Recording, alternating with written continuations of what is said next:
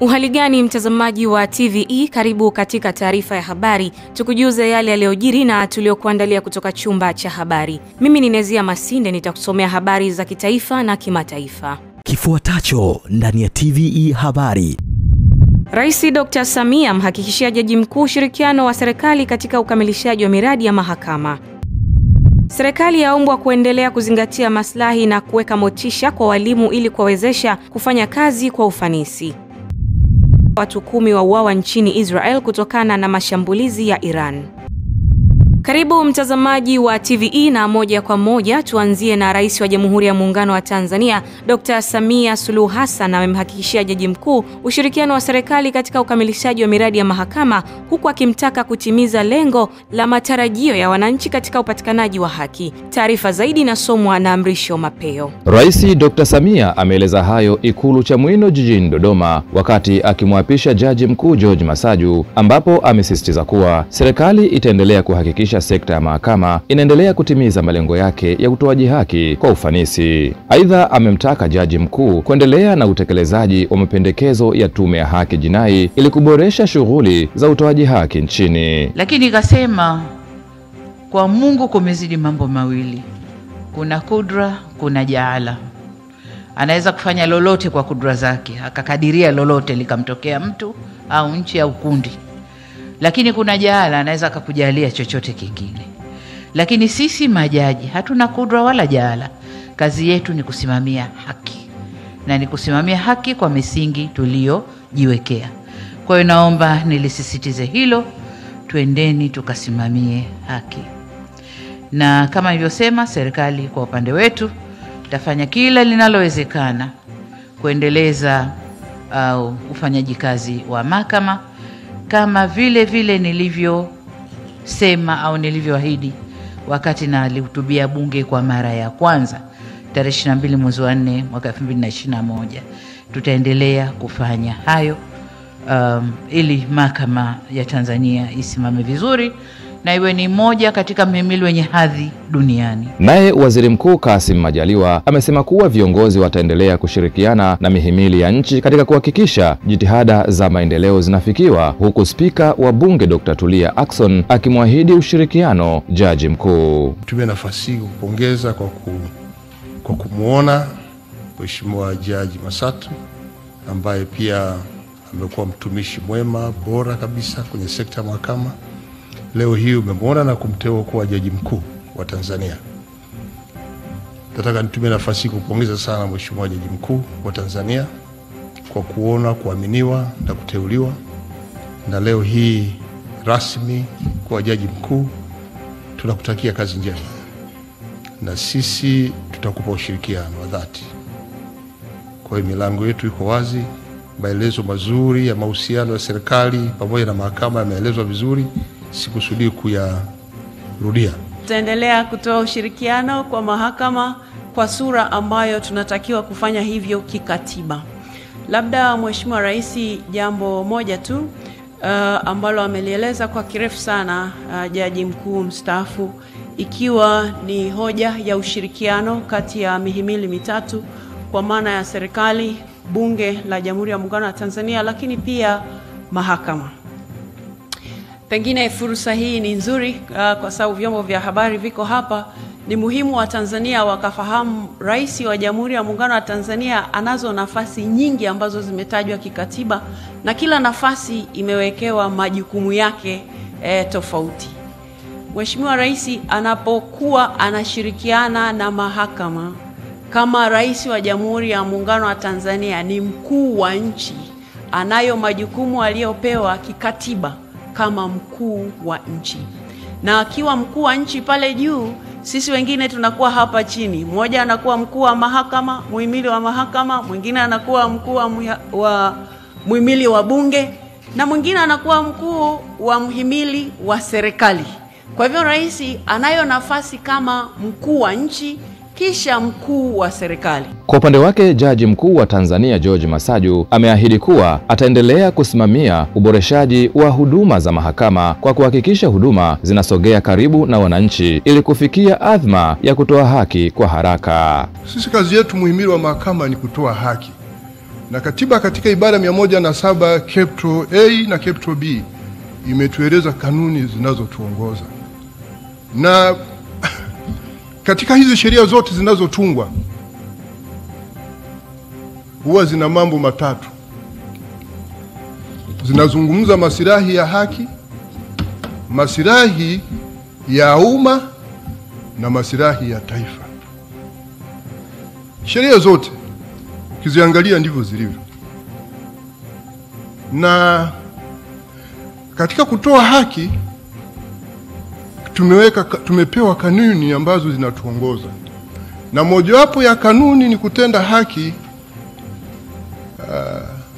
kwa watu wote bila kujali hali ya mtu kiuchumi na kijamii. Lakini pia kuharakisha utoaji haki isipokuwa kama kuna sababu ya msingi. Lakini pia kutofungwa na masharti ya kiufundi yanayoweza kusababisha haki kutotendeka ipasavyo. Awali Jaji Mkuu mstaafu Profesa Ibrahim Juma amemwomba Jaji Mkuu mpya kuendeleza ushirikiano kati ya mahakama na sekta zingine ili kuhakikisha ufanisi katika utendaji kazi wa sekta hiyo, huku akimshukuru Rais Dr. Samia kwa kuendelea kuwezesha mhimili wa mahakama. Nikushukuru sana Mrisho Mapeo. Waziri wa Nchi Ofisi ya Rais, Tawala za Mikoa na Serikali za Mitaa TAMISEMI, Mohamed Mchengero ameziagiza kamati zote za halmashauri kusitisha rasmi shughuli zake kuanzia tarehe 20 Juni 2025 hadi pale uchaguzi mpya wa madiwani utakapofanyika, huku akieleza kuwa masuala yote ya kiutendaji katika halmashauri yatasimamiwa na mkurugenzi wa halmashauri. Taarifa zaidi na Josephine Kaponya kutoka Dodoma. Kama inavyofahamika, uchaguzi mkuu unatarajia kufanyika nchini mwezi Oktoba 2025 ili kumchagua rais wa Jamhuri ya Muungano wa Tanzania, wabunge na madiwani. Hivyo kabla ya tarehe ya uchaguzi mkuu kuwadia, vyombo vya kutunga sheria, yaani bunge na baraza la madiwani, vinapaswa kuwa vimevunjwa. Kwa mujibu wa Waziri Mchengerwa, ambaye ndio waziri mwenye dhamana ya serikali za mitaa, kufuatia sheria ya serikali za mitaa ya mamlaka za miji sura ya 288 kifungu cha 84A na sheria ya serikali za mitaa mamlaka za wilaya sura ya 287 kifungu cha 178A, anapewa mamlaka ya kuvunja mabaraza ya madiwani siku 7 kabla ya kuvunjwa kwa bunge kuelekea uchaguzi mkuu. Na hapa anaeleza: kwa mantiki hiyo, vikao vya halmashauri na kamati zake zinapaswa kuwa zimekoma ifikapo tarehe 20 mwezi wa 6 mwaka 2025. Kufanya kikao chochote cha halmashauri au kamati yake baada ya tarehe hii itakuwa ni kukiuka notisi hizo, kitendo ambacho mtendaji mkuu wa halmashauri ambaye ni mkurugenzi wa halmashauri atapaswa kuwajibika. Kwa kuwa Mheshimiwa Rais wa Jamhuri ya Muungano wa Tanzania anatarajiwa kulivunja bunge la Jamhuri ya Muungano wa Tanzania tarehe 27 mwezi Juni mwaka 2025, mabaraza yote ya madiwani yanapaswa kuvunjwa rasmi ifikapo tarehe 20 mwezi Juni mwaka 2025, yaani tarehe 20 mwezi wa 6 mwaka 2025. Pia Waziri Mchengerwa anaeleza kuhusu sheria na taratibu zitakazofuata baada ya mabaraza hayo kuvunjwa. Mkurugenzi wa halmashauri hataruhusiwa kufanya mambo yafuatayo: 1, kuanzisha miradi au uwekezaji mpya; lakini 2, kubadilisha au kurekebisha miradi, uwekezaji au uamuzi wowote uliopitishwa na halmashauri kabla ya kuvunjwa; lakini 4, ni matumizi mabaya ya mamlaka au kutotekeleza kwa ufanisi majukumu ya utawala kwa mujibu wa notisi hizi kutamfanya mkurugenzi kuwajibika binafsi kwa mujibu wa sheria. Lakini 5, mkurugenzi wa halmashauri atawasilisha taarifa ya maamuzi na mwenendo wa vikao vya management vilivyofanyika wakati wa kipindi cha mpito katika kikao cha kwanza cha baraza jipya la madiwani baada ya uchaguzi. Wito kwa wananchi na wadau wa maendeleo. Ofisi ya Rais, tawala za mikoa na serikali za mitaa inatoa wito kwa wananchi kote nchini, viongozi wa serikali na watendaji wote wa halmashauri kushiriki kikamilifu katika kipindi hiki cha mpito kwa kuzingatia utawala bora, maadili ya utumishi. Hayo yote yamejiri jijini Dodoma wakati Waziri Mchengerwa akizungumza na waandishi wa habari na kutolea ufafanuzi swala hilo. Ni taarifa yake Josephine Kaponya kutoka Dodoma. Serikali imeombwa kuendelea kuzingatia maslahi na kuweka motisha kwa walimu ili kuwawezesha kuendelea kufanya kazi kwa moyo, weledi na ufanisi unaotakiwa katika kukuza ubora wa elimu nchini. Taarifa zaidi na Ellen Manyangu.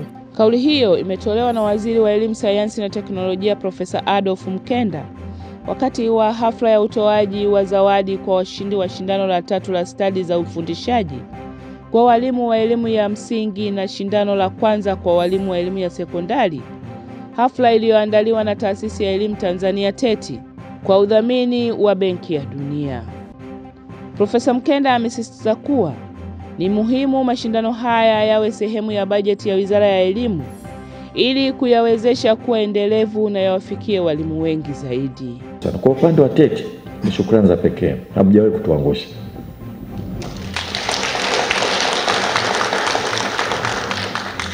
Narudia tena, TETI hamjawahi kutuangusha, na hilo ni linatokana na uongozi mzuri wa board mnavyosimamia taasisi, kwa sababu tumewakabidhi nyie. Profesa, tunakushukuru sana kwa kusimamia vizuri. Natokana na mtendaji ambaye kwa kweli mkichukua kitu mkimwambia anaenda nacho. Nakumbuka tulianza na sample ndogo. Ile siku mmenialika nikawa impress, kasema tufanye nchi nzima, mmeenda. Sasa sikusema mwendeni sekondari, nyinyi wenyewe mmejiongeza. Tunaendelea mbele. Kwa hiyo nawapongezeni sana. Na napenda kuwapongeza watumishi wote wa TETI, kuanzia wakurugenzi na watumishi wote Eko TETI kwa kazi nzuri ambayo mnaifanya. Hili jambo ni zuri. Sasa hivi linafanyika kwa sababu ya fedha ambazo tunazipata kutoka Benki ya Dunia. Na tunashukuru Benki ya Dunia, msiache. Bado tunawahitaji sana na tunakoenda tutawahitaji zaidi. Lakini katika hili sasa tuanze kuliingiza kwenye mchakato wa bajeti ya serikali kwa ajili ya kuhakikisha kwamba hili swala linakuwa endelevu, kwamba kila mwaka tunafanya hili.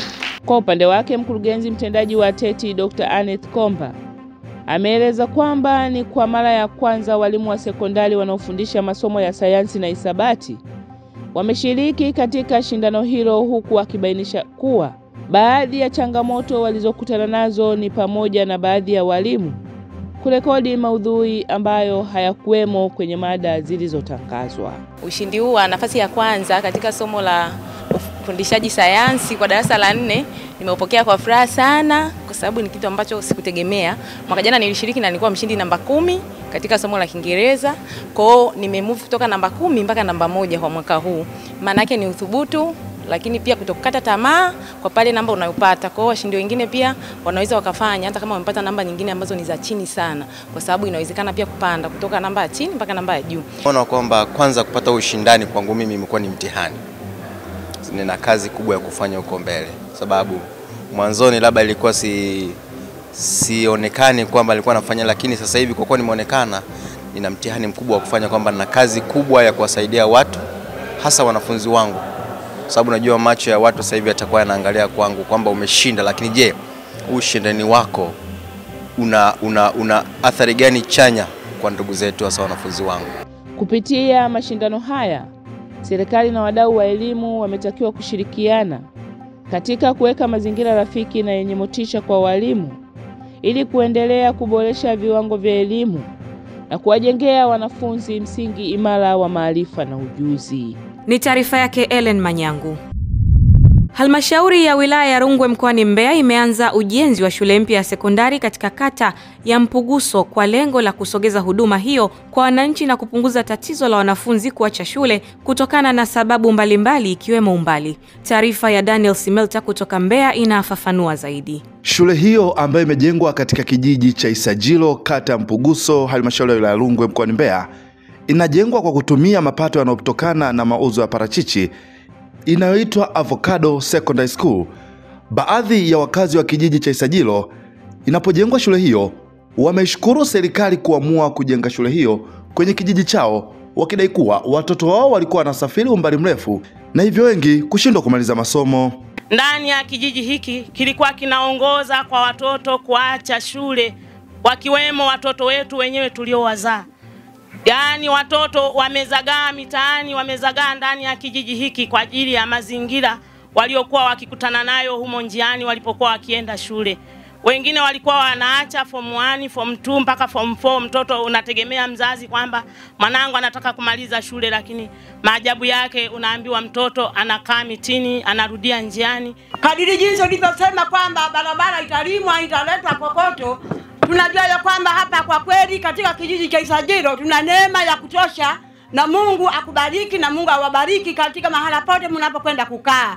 Kwa upande wake diwani wa kata ya Mpuguso iliyopo halmashauri ya wilaya Rungwe mkoani Mbeya pamoja na msoma risala wamezungumzia namna watoto walivyokuwa wanapata tabu kufuata elimu umbali mrefu. Mheshimiwa mkuu wa mkoa, kata Mpuguso ina shule ya sekondari inaitwa Mpuguso Secondary School. Lakini shule hii Mheshimiwa mkuu wa mkoa, hapa mahali tulipo mpaka kuifikia shule hiyo ni takriban kilomita 7 na kitu. Kwa watoto walikuwa wanatoka katika maeneo haya na vijiji vya jirani kwenda kusoma shule ya sekondari yao ya Mpuguso, ambapo walikuwa wanapata shida sana watoto wadogo kuvuka mito karibu 3. Mheshimiwa mkuu wa mkoa, lengo la mradi huu ni kupunguza adha ya watoto kutembea umbali mrefu kufuata shule ya sekondari iliyopo katika kijiji cha Mpuguso kwa umbali wa kilomita 7.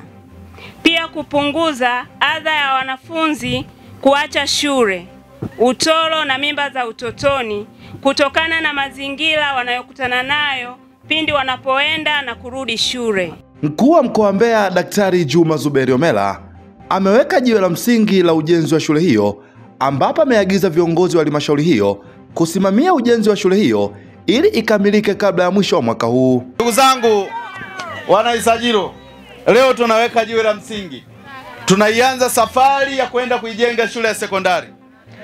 Ninajua kwamba shule hii ni muhimu sana kwa sababu watoto wetu wanakwenda kilomita 7. Wanafanyiwa vitu vya hovyo barabarani na wengine wanaacha shule. Lakini naelekeza halmashauri hii ya Rungwe chini ya mkurugenzi huyu Bwana Mchau ijenge shule hii ya sekondari iweze kukamilika. Ikifika mwezi wa kwanza tuwapangie watoto wetu wasome hapa.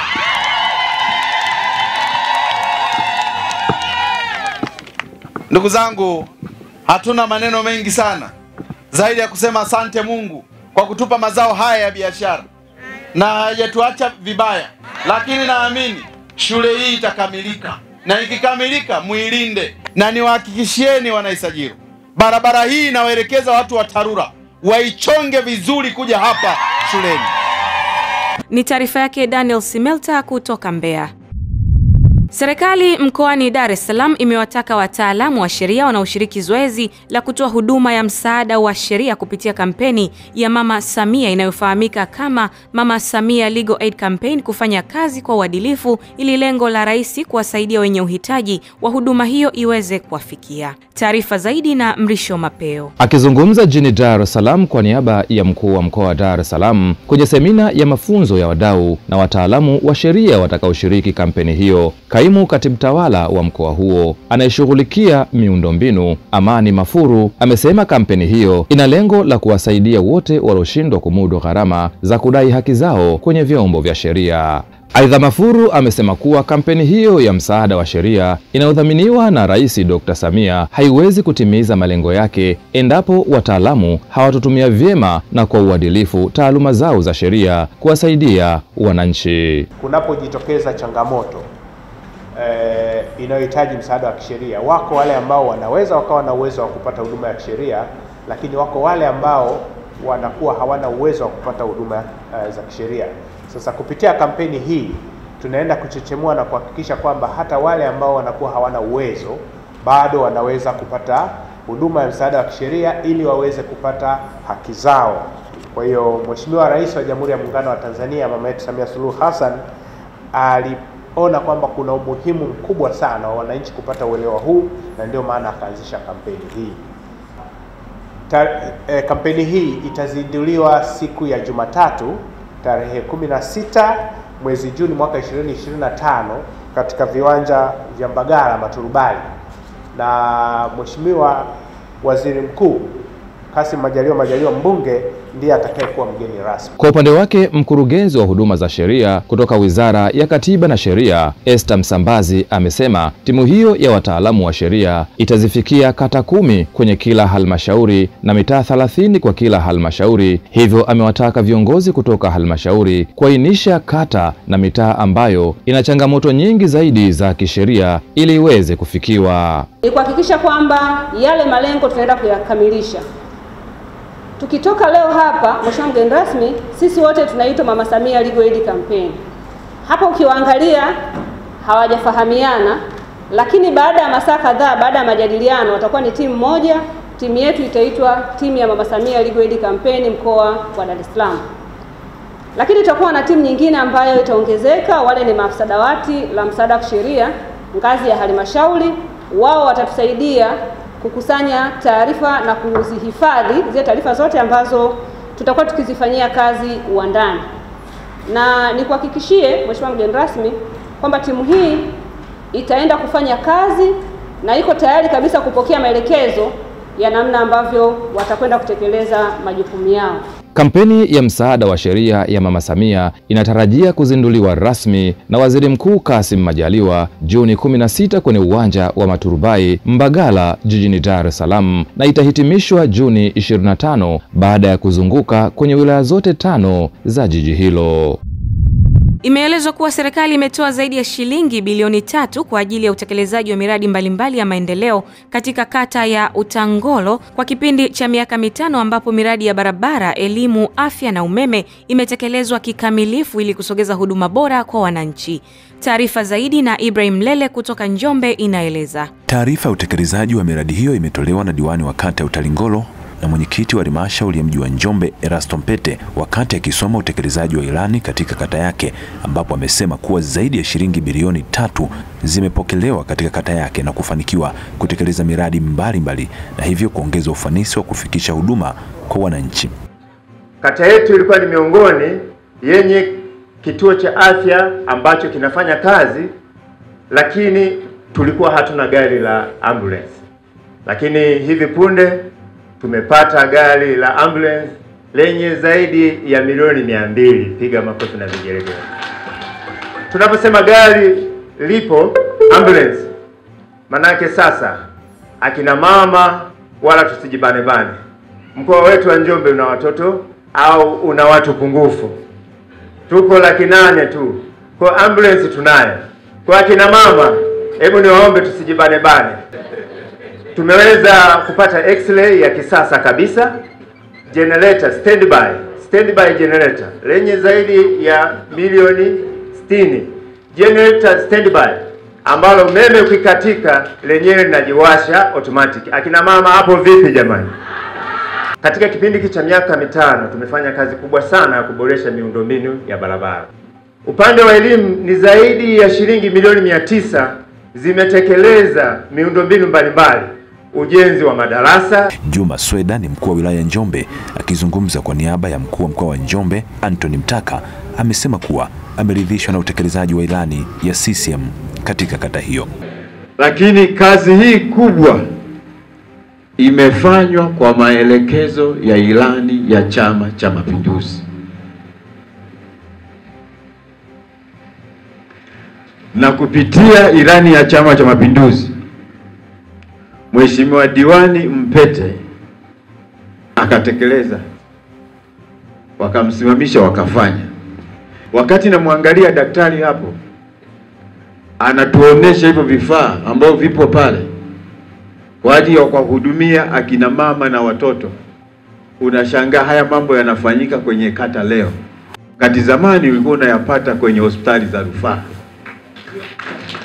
Na ndio maana sasa vifo vya mama na watoto vimepungua sana katika nchi yetu, kwa sababu uwekezaji mkubwa umefanyika kwenye kata.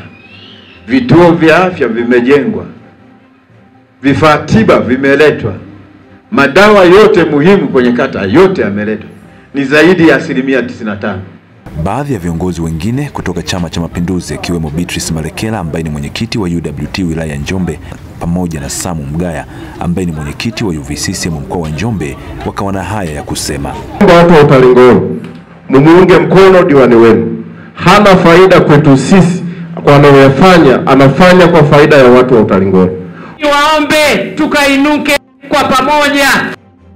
Ambayo wanasema wenzetu ya no reform no election, tuachie, hao ni wapita njia, hii ni nchi ya kwetu.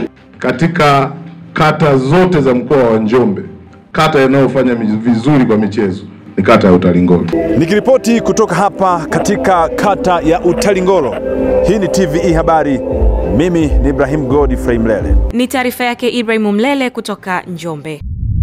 Mamlaka ya udhibiti usafiri ardhini LATRA imebainisha kuwa inaendelea na mazungumzo na jeshi la polisi ili kukamilisha mfumo wa pamoja wa ukaguzi na utoaji wa leseni kwa watoa huduma za usafiri ili kurahisisha zoezi hilo, huku ikitoa muda wa mwezi mmoja kwa watoa huduma za usafiri kukamilisha mfumo wa tiketi mtandao. Goodluck Msola ameandaa taarifa zaidi. Hayo yameelezwa mkoani Morogoro wakati wa zoezi la ukaguzi wa utekelezaji wa masharti ya leseni kwa watoa huduma, ambapo akizungumza mkuu wa kitengo cha mahusiano na mawasiliano serikalini kutoka LATRA, Salum Pazi amesema kukamilika kwa mfumo huo kutawezesha ufanisi na uharaka wa ukaguzi na kutoa leseni kabla na baada ya ukaguzi kwa watoa huduma za usafiri. Tunataka Watanzania na wadau wetu wafahamu hivyo kwamba yale mabadiliko hayamaanishi kwamba LATRA imeacha labda jukumu la kutoa leseni au kufanya ukaguzi wa masharti ya leseni au kusimamia au kutoa adhabu kwa wasafirishaji ambao watakuwa hawajatimiza wajibu wao. Tunataka hicho kifahamike vizuri, na tunaendelea kufanya ukaguzi wetu kwa kushirikiana na wenzetu wa Jeshi la Polisi kwa usalama barabarani ili tuweze kuwa tunafanya kazi kama timu kwa pamoja. Na kuhusu ukaguzi ambao sasa utaendelea kufanywa na Jeshi la Polisi, tumeshaanza mazungumzo na wenzetu wa Jeshi la Polisi. Tunataka sasa tutumie mifumo ili polisi wanapokagua gari kabla ya kupewa leseni tusitegemee ile karatasi ya kuambatisha kwenye mfumo.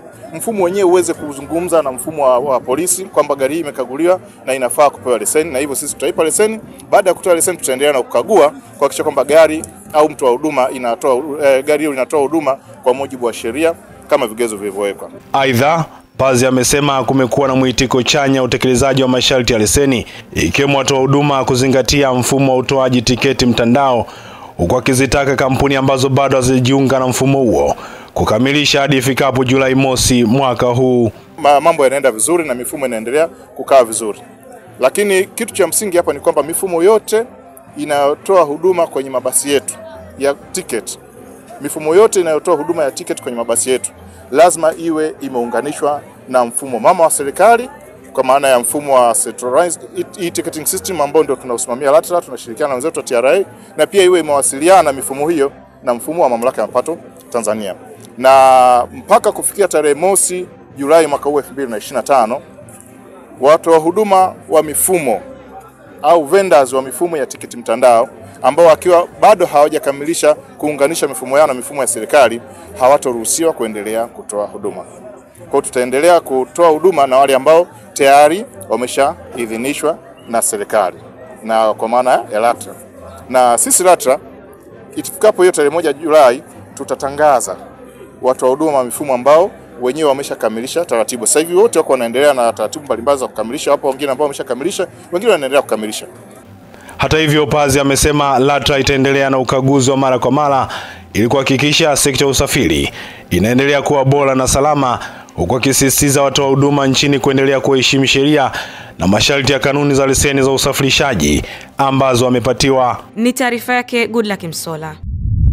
Baraza la madiwani manispaa ya Singida wamekaa kikao kujadili hoja za mkaguzi na mdhibiti wa hesabu za serikali CAG, ambapo katika hoja zote 61, hoja 17 ndio zilitakiwa kupatiwa majibu. Kwa undani wa taarifa hii anao Amiji Nyaungo. Baada ya majadiliano, mwenyekiti wa kikao hicho mstahiki meya wa manispaa ya Singida Yagi Maulidi Kiala amesema kuwa kila mmoja anapaswa kuwajibika katika majukumu yake na kufuata muongozo. Mheshimiwa mkuu wa mkoa, tumesema sana, kama mtu anaelewa utaratibu wake, kwa nini asiutekeleze?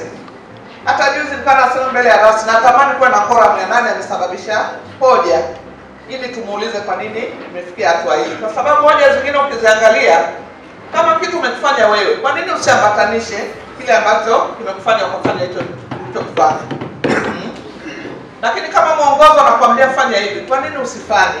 Kwa upande wake, mkurugenzi wa manispaa ya Singida Joan Faith Kataraia ametaja makusudio ya makusanyo na kile ambacho walichokikusanya. Mheshimiwa Mwenyekiti, tunaamini penye mafanikio hapakosi changamoto, lakini sisi tumefanikiwa na tunaamini Mungu akitusaidia kwa mwaka unaofuata tutafanikiwa zaidi.